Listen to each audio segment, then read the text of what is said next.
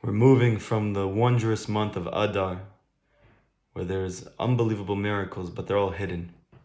And we're moving into a month of Nisan, where those miracles are revealed.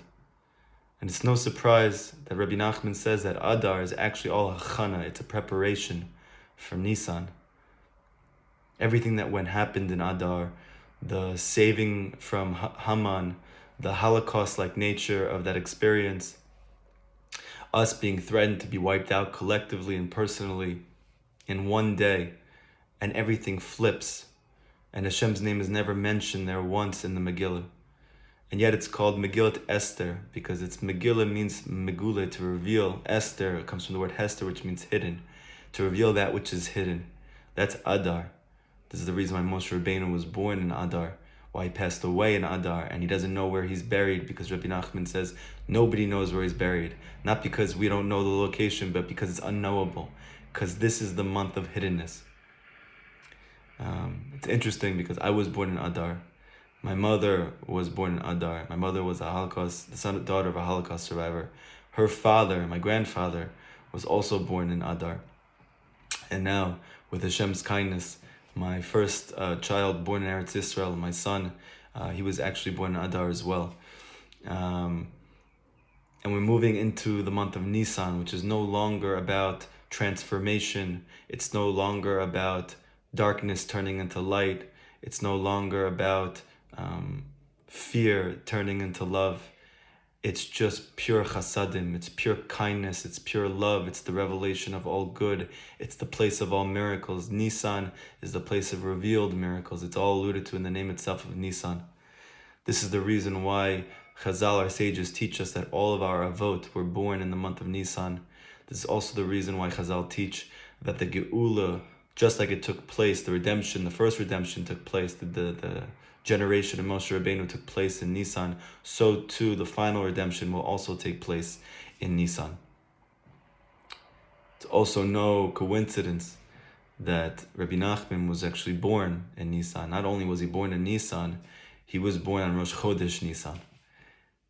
So we know that there's two opinions according to our sages of when the world was created. One opinion, which is how we paskin halachically, is that the world was created in Tishrei. The other opinion, which we don't paskin, we do not go according to Jewish law with this opinion, is that the world began in Nisan, Rosh Chodesh Nisan, Rabbi Nachman's birthday.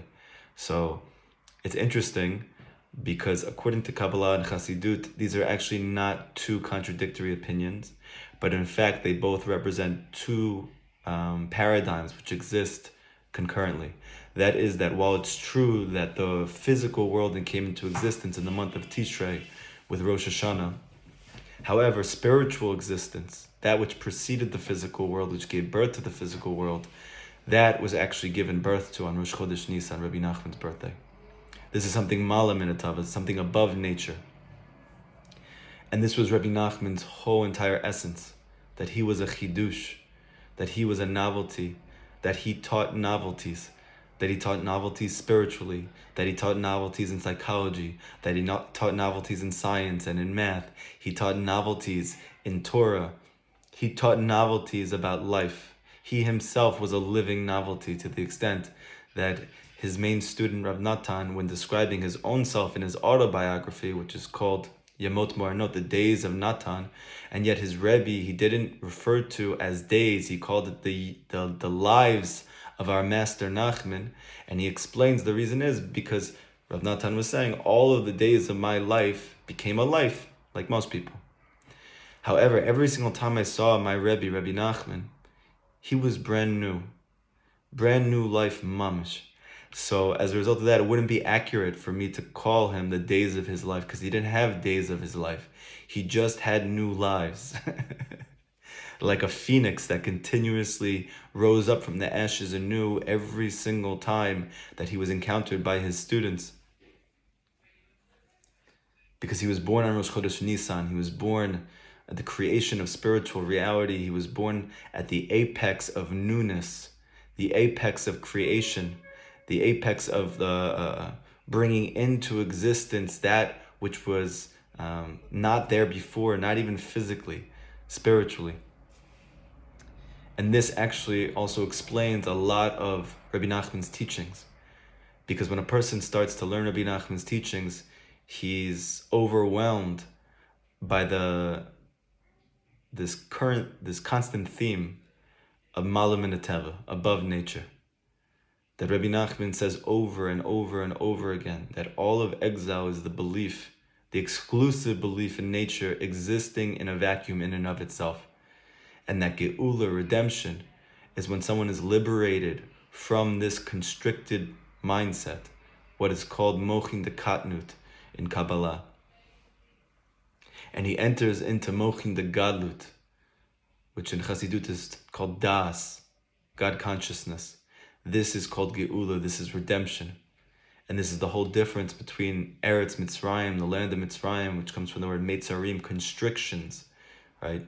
And then Eretz Yisrael, which is the place of expansiveness.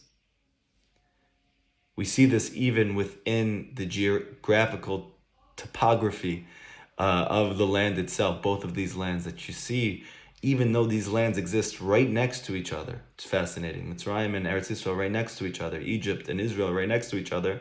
With that being said, Mitzrayim, Egypt, is watered not from the sky. There's no rain in Mitzrayim. There's no rain in Egypt.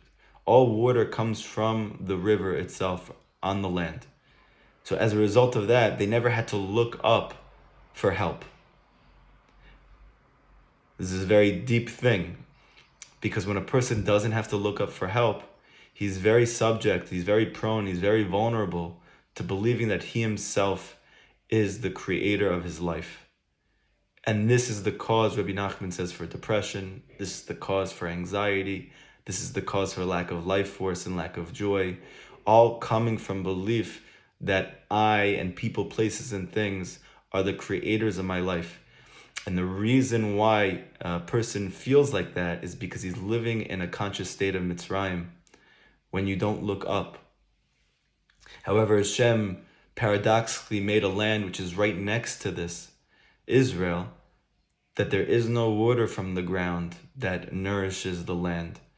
All the water and all the nourishment comes from the sky, comes from rain, to the extent that there is an entire Masechet of Gemara dealing with rain and what would happen when the Jewish people didn't experience rain in the land of Israel. How many laws come into being as a result of having to deal with not having rain, because if it doesn't rain in Israel, you don't survive. Whereas in Mitzrayim, there's this facade of I can continue to survive and live with nothing from above because everything is coming from myself. Like Paro presented himself as a type of God. And the reason he was able to carry out this facade is because nobody there had to look up. So paradoxically, in the land of Israel, where you can only receive your sustenance from above, meaning physically even, you constantly have to look up. And this itself is the source of your Geula.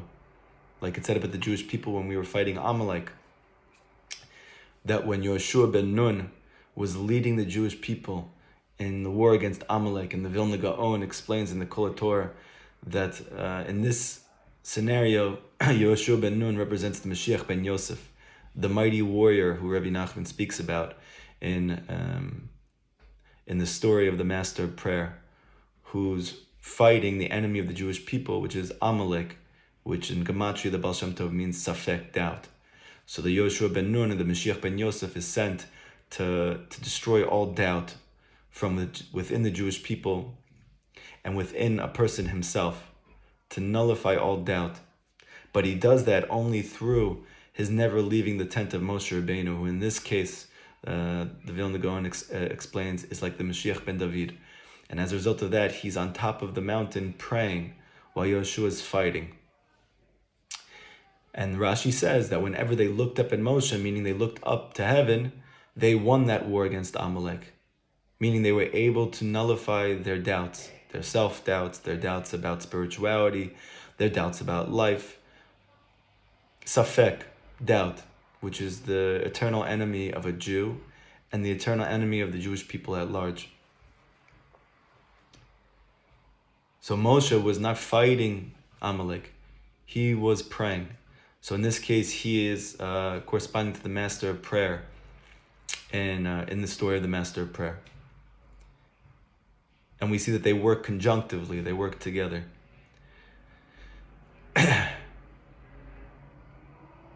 So all of it came from the fact that they looked up, because the Jewish people in Yehoshua ben Nun taught them to look up through his being attached to Moshe, his deep attachment to Moshe, his complete uncompromising loyalty, not just to Moshe as a figure, but to his teachings, to his advice, more so than anybody in history.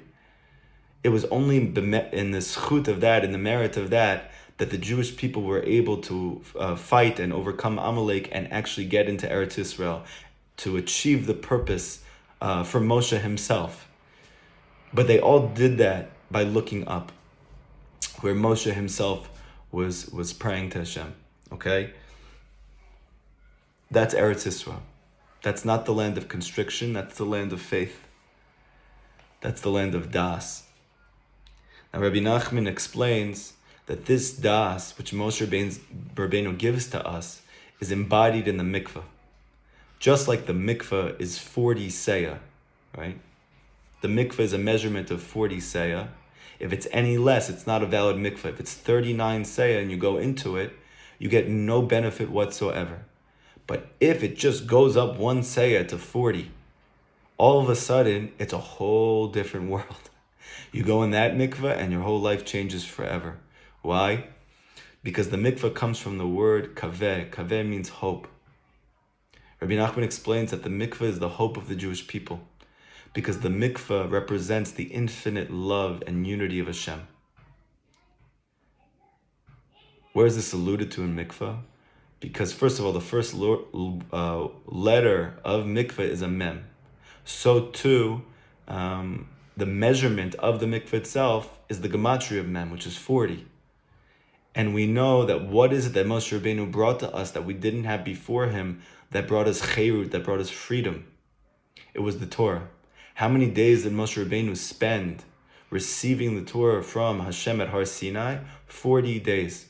So to speak, the light of the Torah, meaning the light of Hashem, the light of unity and oneness, the light of love, is all manifested within the pure waters of the mikvah. So the mikvah is like the living representation of Moshe himself. This is also the reason why Moshe Rabbeinu, his name is Moshe, because it says that Moshe is drawn from the water. That's why he was named Moshe, meaning he's drawn from da'as, he's drawn from God consciousness. That's his world that he lives in. He lives in the ocean, in the sea. This is also the secret of Yehoshua ben Nun.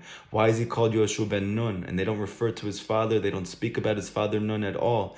You would think, considering he's the one who brought them into Eretz Yisrael, he achieved the purpose for creation by leading the Jewish people into the land. We would know more about Yehoshua's father, Nun. However, the nun that it's referring to is Moshe himself, because in Aramaic, a nun is a fish, and Moshe represents a fish in the ocean of God consciousness. His father, meaning his spiritual father, the one who taught him Torah, because Chazal teach that anybody who teaches another person's son Torah, it's literally like he gave birth to them. So in that sense, he really is his father, because he's his father in consciousness. So Yehoshua ben Nun, meaning he's Yehoshua, the son of Moshe. And this also aligns with the fact that everything that happened to Moshe actually happened to Yehoshua at a lesser extent, including a splitting of a body of water, and so on and so forth.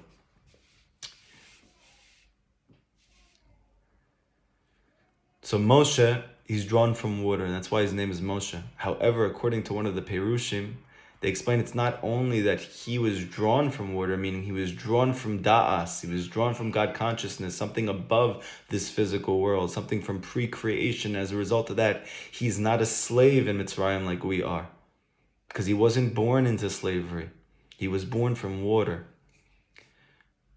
But this commentary explains that Moshe also means he draws you into water. Moshe, his power is to draw you into water itself, meaning into the mikvah.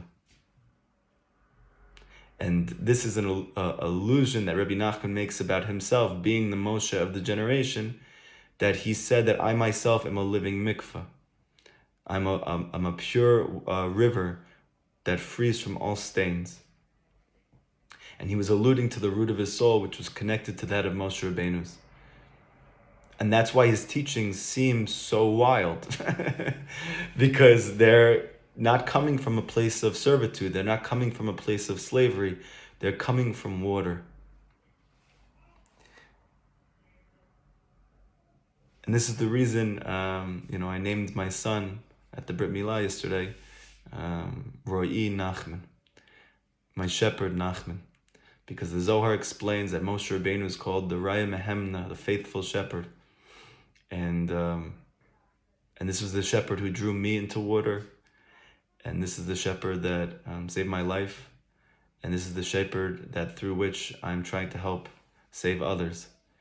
And a lot of people name their children after their Rebbe. I never knew if I would have the zchut, the merit to do so. And thank God my wife was okay with it. She was happy with it. And so we named him Ro'i Nachman, my shepherd Nachman. Ro'i also means my friend. This is also alluded to as well in the faithful shepherd. He's also the faithful friend, just like Mashiach will be our best friend. So now Rav Natan explains, this is the concept of kosher kelim, that we need to put our kelim, our vessels that we eat with, in a mikvah. Why? Kol davar asher yavo be'esh taviro be'esh. Every matter that comes into fire, it needs to be traversed through fire. Meaning to say, like it says in Yecheskel, from fire it went out, and the fire devoured it. Because after that, a vessel which a Jew uses to eat with, a kosher vessel, it absorbs something which is prohibited according to the Torah, which is called tumah. All of this is drawn from teva, nature, meaning kafirut, from atheism, non-belief in Hashem. Bezrat Hashem, we're going to continue this class next time. Everybody have an amazing day.